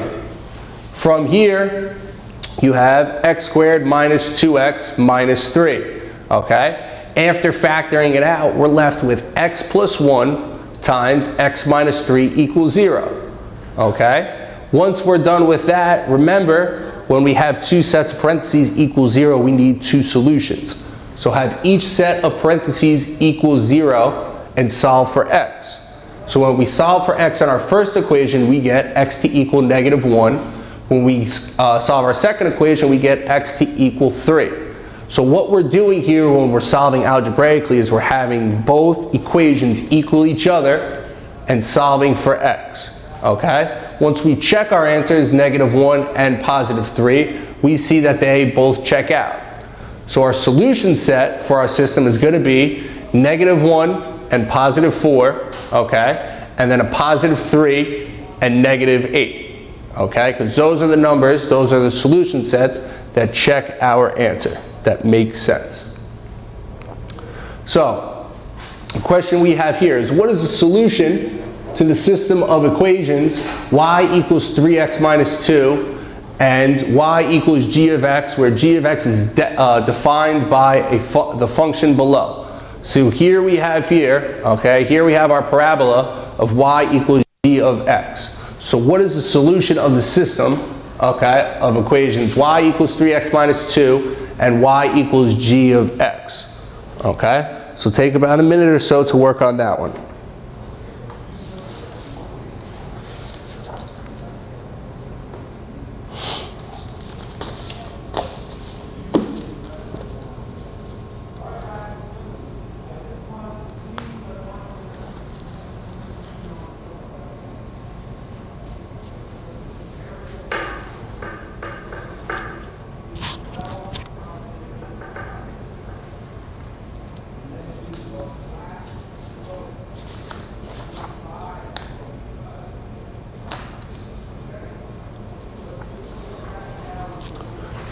So what we want to do here, okay, is our equation of y equals g of x is actually y equals x minus 2 squared. Solve the system of equations algebraically. So now we set it up as y equals x minus 2 squared to equal our first equation, which was y to equal 3x minus 2. So when we have 3x minus 2 to equal x minus 2 squared, or x squared minus 4x plus 4, after we simplify this, get everything on one side of the equation. So subtract 3x from 4x to get x squared minus 7x, and add 2 to 4 to get your positive 6. Once we have done this, we see that our x, or our a value, is being raised to the second power. So what we want to do is factor it out, 2 sets of parentheses. X minus 6 times x minus 1 to equal 0. 2 sets of parentheses equal 0. Have them both equal 0. So x minus 6 equals 0. X plus 1 equals 0. You're going to get x to equal 6 and x to equal 1. Plug in your values, okay, and find the y for each x value. So y equals 3 times 6 minus 2 equals 16, which implies the coordinates is going to be 6 and 16. Okay? Plug in your other x value to get y equals 3 times 1 minus 2, which comes out to be 1. So it implies that our other coordinate is going to be 1, 1. So therefore the solution of the systems is going to be 1, 1 and 6, 16. Okay? Questions? Comments? Concerns? Anything? All right? Let's keep moving. Exponential functions. So definitions of and properties. Okay? So our exponential function is a function of the form y equals f of x equals ax, where x is a variable and a is a real number greater than 0 but not equal to 1. The expression a being raised to the x power is referred to as a power expression, where a is the base and x is the exponent. If we were to allow the base a to equal 1, the function would form a horizontal line at y equals 1. Such a choice turns out to be of very little value in the study of exponential functions, so we will limit the choice of a base a to positive values not equal to the 1. So our properties, the ones that we have to keep an eye out for, is our domain. Our domain stands for our x values. Our domain is our x values. Our range is going to be our y values. So our domain is going to be represented by negative infinity, okay, positive infinity. Our range is going to be 0 to infinity. The function has no x-intercept. The y-intercept of the function is going to be 1. So if a is greater than 1, f of x equals ax is an increasing 1-to-1 function. If 0 is less than a, which is less than 1, f of x is going to equal a raised to the x power is decreasing 1-to-1 function. Okay? So now graphing exponential functions. If a is greater than 1, f of x equals a being raised to the x power is increasing 1-to-1. We've already went over this in our last slide. So type 1. Okay? Y equals a being raised to the x power where a is greater than 1. So it's always going to contain the point 0, 1 because regardless of the choice of base, a raised to the 0 power is going to equal 1. It'll also contain the point 1 in a because a being raised to the first power is going to equal a. So as the values of x increase in the positive direction, the values of y will increase as well. So as the base a gets larger, the y values associated with each value of x will increase dramatically. So as our base gets larger, our y is going to change dramatically. Okay? For type 2, or y equals a being raised to the x power where 0 is less than a, which is less than 1. Again, it's always going to contain the point 0, 1 because a being raised to the 0 power is going to be 1, and it's also going to contain the point 1a because a raised to the first power is a.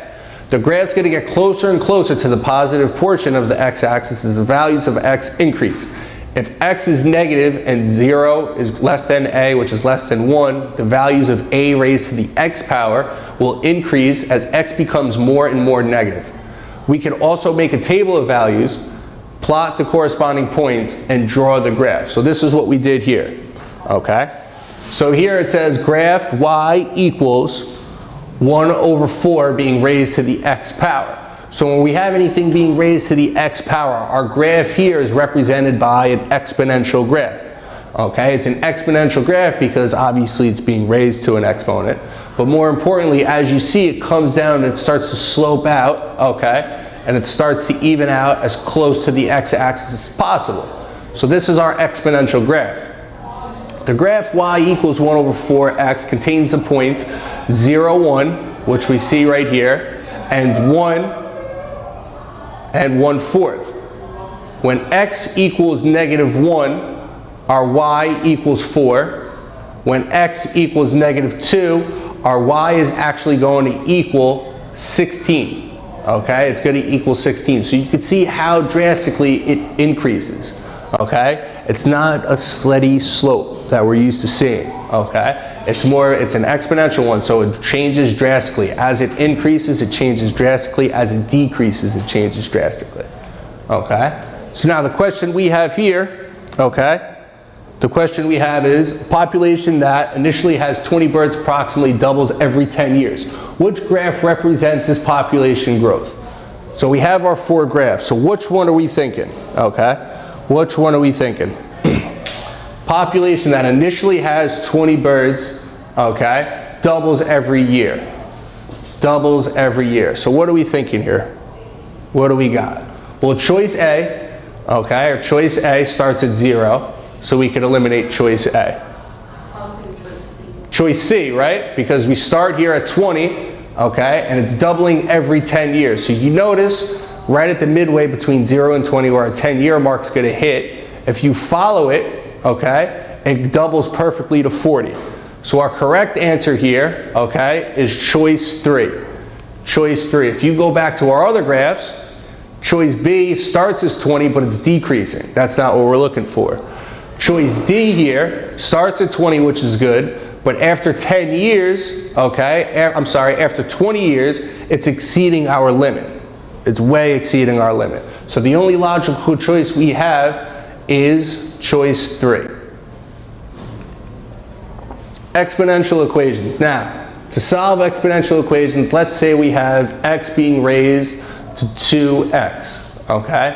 This means, or this equals 2 being raised, start over. X being raised to 2x equals 2 raised to 5x plus 1. Okay, so the solution here is we could write on both sides of the equation in terms of the base 2. So, if we now have 2 being raised to the 3rd power, being raised to x, it's going to equal still 2 being raised to 5x plus 1. This 2 being raised to the 3rd factor, all we really did was prime factorization of 8. So we used our factor tree to get 2 being raised to the 3rd power. So now when we have 2 being raised to the 3rd power and raised to 2x on the outside, we know that when we have exponents on the inside of our parentheses and the outside, we multiply them together to get 2 raised to the 6x power equals 2 raised to the 5x plus 1 power. If 2 power expressions are equal and their bases are the same, then the exponents must be equal.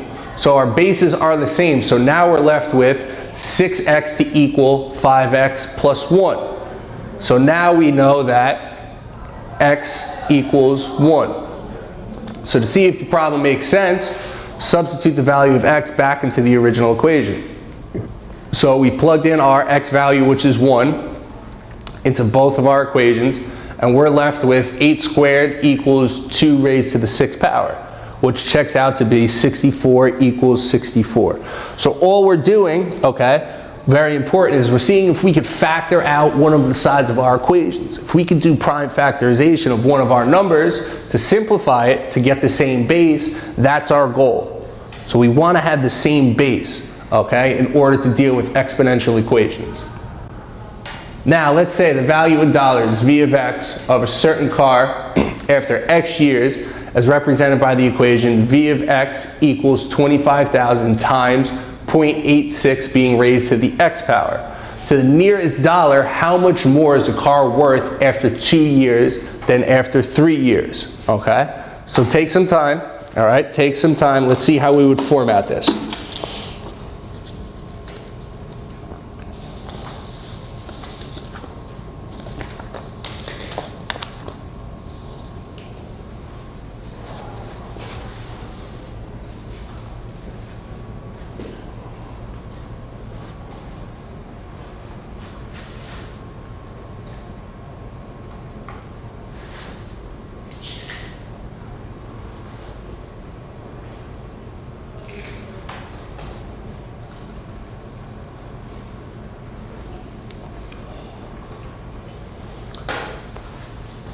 So our correct choice is going to be choice A, okay? So if we have V times X equals 25,000 times 0.86 being raised to the X power, what we want to do is substitute that X for our 2 years, okay? So when X equals 2, okay, the price of the car that we're going to get is $18,490.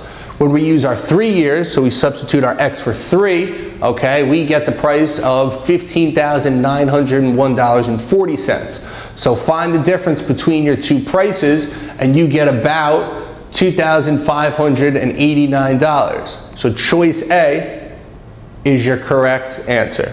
So plug in your 2 for your X, plug in your 3 for your X, solve, and then find the difference between the price of 2 years and the price of 3 years, and that's your answer, okay? Inverse of exponential functions, okay? Almost there, I promise. So since the exponential function f of x equals a being raised to the x power is 1 minus 1, it must have an inverse. So f raised to the negative 1 of x. So we know that the inverse of a function is formed by interchanging, okay, x and y, and x and y in its formula and then solving for y. So given the function y equals 2 raised to the x power, write its inverse as a function y, then write its inverse as function x. So the solution you're going to end up with is y equals 2 raised to the x power is x equals 2 raised to the y power, expressed as a function of y. So when we're dealing with inverses, all we're doing is we're flip-flopping, okay? So we're swapping out our y and our x value. So now it's going to be x equals 2 raised to the y power. The inverse of y equals 2 raised to the x power is y equals log 2 times x, expressed as the function of x, okay? Now, when we're talking about mean, okay, and this is something that you'll see every day, okay? Your mean is a simple word for the word average. So if you were to find the average of something, you're adding up all the data that you have and dividing it by the number of items you have. So, written as x is the best measure of central tendency. It's the average of the entire set of observations, okay? So it's the average. So properties of the arithmetic mean, the algebraic sum of deviations of the individual values from their arithmetic mean is 0. You guys have worked with means before, right? Means, medians, mode, averages, okay? So let's say the marks obtained by John in all 5 subjects are 85, 96, 75, and 62, and 59. Find the average marks obtained by him. So what we do here is we add up all of his scores, all of his marks, okay, and divide it by 5, okay, because he's got 1, 2, 3, 4, 5, okay? So add up all of his marks to get 377 over 5, divide 377 over 5, you're going to get 75.4. So the average marks obtained by John is 75.4. Your median is a fancy word meaning middle. Okay, so the median is your middle number. Okay, so when given a ton of data and information, line it up, okay, from least to greatest and find your middle number. Now, if I have an even amount of numbers or even amount of data to find your median, what you're going to do is you're going to find your 2 middle numbers and average them out to be your median. Okay, so first arrange numbers in ascending order to descending order. If the numbers of observations is odd, then the median is in the n plus 1 over 2 position in the arrangement. If it's even, like I said, if you have an even amount of numbers, what you want to do is is average out your 2 middle numbers. So the problem we have here is the weight of 8 athletes are given below. Okay, find the median weight of the athlete. So the first thing that we're going to do is we're going to arrange it from ascending order, so from least to greatest. Now, because there's 8 numbers here, all right, we need to average out the 4th and the 5th number. So what we do is 62 plus 62.5 and divide it by 2. So the average of the 4th and 5th numbers is going to be 62.25. So therefore, our middle number is going to be, our median is going to be 62.25. okay? So if there's an even amount of numbers, average out your two middle ones in order to find the median. Isaiah collects data from two different companies, each with 4 employees. The results of the study based on each worker's age and salary are listed in the tables below. So company 1, we got the worker's age in years and salaries in dollars, same thing as company 2. Which statement is true about this data, okay? So choice A says the median salaries in both companies are greater than $37,000, okay? Choice B says the mean salary in company 1 is greater than the mean salary in company 2. Choice C says the salary range in company 2 is greater than the salary range in company 1. And choice D says the mean age of workers at company 1 is greater than the mean age of workers at company 2. If we do all of our work correctly, all right, our company 1 median salary is going to be $33,500. Our mean salary is going to be $33,700. Our salary range, meaning subtract your maximum number from your minimum number, is going to be $8,000. The mean age is 28.25 years. For company 2, we have all of our information here. Therefore, choice 3 is correct. Choice 3 was salary range in company 2 is greater than the salary range in company 1. So our salary range in company 2 is $36,000 and our salary range in company 1 was $8,000. You guys have worked with mean and median before as well, right? Which means you probably have worked with mode, okay? All mode is when a number in your set of data is written more than once.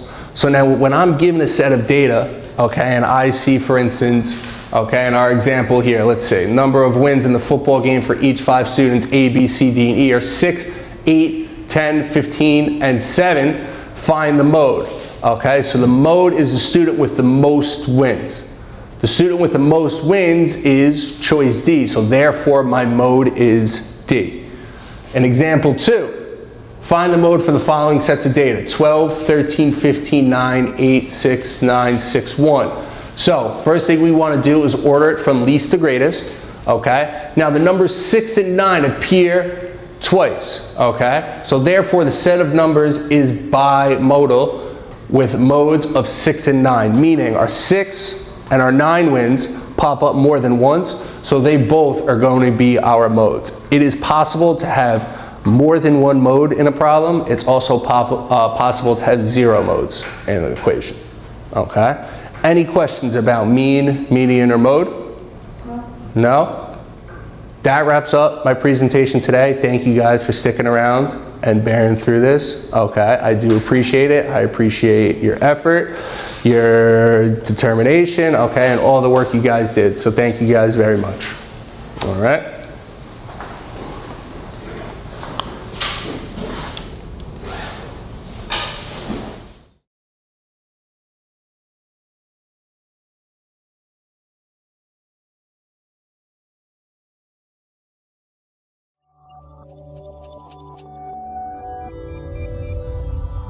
Expert teachers and educators at Learn America have created an online platform that helps students better prepare and improve performance in standardized tests in math and science.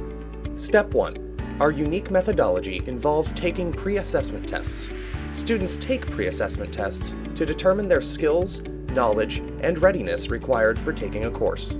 Students are provided a detailed progress report at the end of the assessment to determine their strengths and weaknesses, and areas to focus on in order to achieve higher success in the course. Students access the courseware through the Learning Management System, or LMS, that is available anytime, anywhere, either through a browser or through the apps for the Android or iOS platforms. Students will have direct access to instructors, view any posted course announcements, and view a calendar of upcoming course events such as homework due dates, assessments, and so on. They may also download a learning report detailing any of their course activity, such as assessment scores, anytime. Step 2. Personalized learning plan developed based on the student's test scores in the pre-assessment test. The LMS includes an ebook for each course that provides theoretical concepts broken down by chapters and topics. Each chapter includes diagrams, graphs, or animated videos to provide visual demonstrations of the theory. The LMS platform has several features to make the learning process easy. Students can highlight important information, take notes, use the online calculator, and unit converter. Our expert teaching staff has created an extensive question bank that provides self-assessment questions in the form of quizzes after every chapter. These tests provide students a quick assessment of what they have learned in each topic or chapter. Students get to view the results immediately and provide an instant view of what specifically needs to be revisited prior to moving to the next topic. Step 3. Adaptive assessments and formative updates, where students then experience a series of assessments. Formative assessments are configured to reinforce the essential concepts behind major topic areas and to prepare students for more rigorous assessments as they march towards exam readiness. The assessment results allow students a full 360-degree view of the courseware to reinforce the learning, and step-by-step detailed solutions to reinforce problem-solving abilities. Faculty will use the formative assessment results to further guide the students. The students are then put through a more challenging adaptive assessment process. Much like progressing through a video game's levels, students climb the competency ladder by mastering one concept at a time. The adaptive assessments culminate in a mock final exam covering the complete course. Step 4. Interactive moderated online forum. Students get an opportunity to participate in online discussions. Here, they can post questions and share information with other students taking the course, as well as faculty and teaching assistants. Step 5. Progress report and intense interactive review dialogues. We provide a detailed, personalized progress report to view course progress. Students may participate in faculty-led review dialogues. This is conducted either in person or over an online conference. Step 6. Ready review. Towards the end of the course, as their test approaches, students take a final summative assessment that details specifically what sort of outcome they can expect from their exam. With this assessment, students can dig deeper into what they need to know. Practice exams are available anytime and can be taken any number of times.